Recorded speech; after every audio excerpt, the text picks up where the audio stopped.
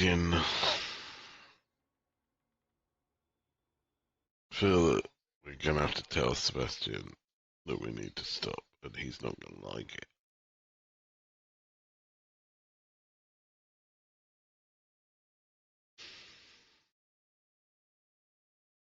I think he'll like it one bit. I think he feels like it's Adoria that no magic is out off the books to save the one that he loves.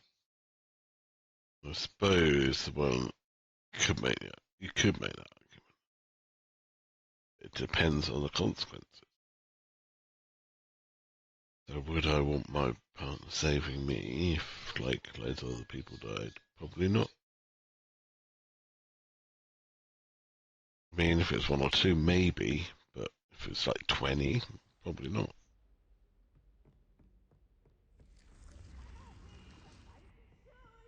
But obviously, it wouldn't work the other way around. Obviously, you should save your partner regardless. So it's like one of them double-edged things, isn't it? You can save everyone, or won't be the right answer. No right answer. So it's called in the convention ethical question. Both angles, both things are okay, but both are unacceptable at the same time.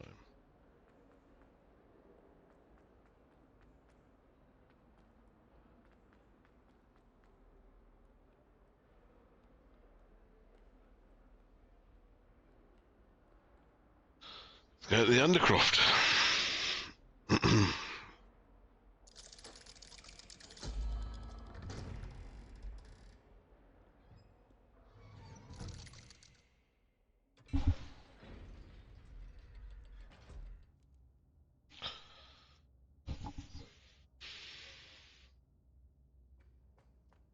Who's Seb? Seb the Silly. You'll never believe what I've learned. What did you discover in the spellbook we found in the scriptorium? Salazar Slytherin's spellbook was a little difficult to interpret, but fascinating. Evidently, he encouraged teaching dark magic at Hogwarts. Neither the Imperious Curse nor the Killing Curse was unforgivable during his time. He believed students should be prepared to use dark magic when necessary, not to fear it. That's why he used Crucio to gain access to the scriptorium. He didn't want his knowledge shared with anyone who was afraid of the power of dark magic.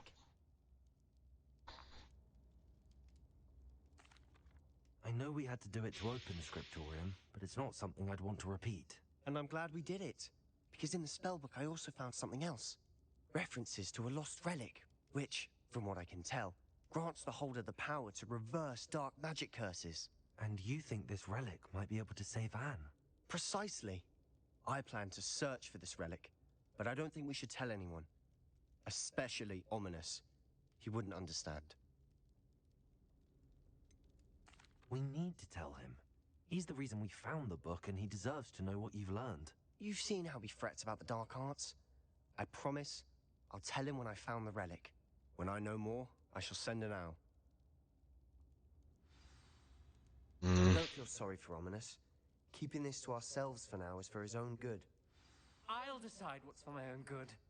Ominis, we were just about to get some air. Care to join? You're a liar, Sebastian. I heard everything. Revelio. You swore you'd never engage in anything to do with dark magic again. No, I didn't. I said I understood you wanting that. I'd never swear to give up on finding a cure for Anne. You don't know when to stop, do you?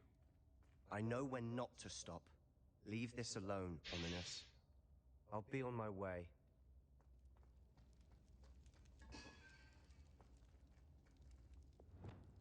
I am not letting this Reparo.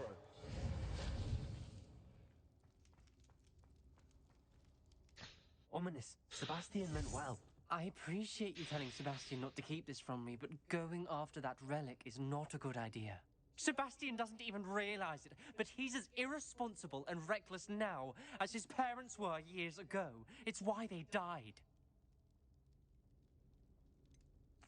I knew his parents died, but I never heard what happened. Mr. and Mrs. Sallow were professors. Spent nearly every waking moment in the cellar library. Noses buried in books. Anne and Sebastian were upstairs when it happened. They heard a sudden crash and ran downstairs, but it was too late. Their parents had crumpled to the floor. A defect with the lamp in the cellar caused the room to fill with an undetectable toxin. Sebastian and Anne were helpless. They had no magic yet. What a horrible story. It is. That's why I can't understand Sebastian's recklessness. I've practically lost Anne. I cannot lose Sebastian too. Please avoid anything to do with that spell book. Those references in the book seem promising. Everything to do with Salazar Slytherin seems promising until it's too late. I hope Sebastian pursues this no further, but if you think he might, please let me know. It would mean a lot.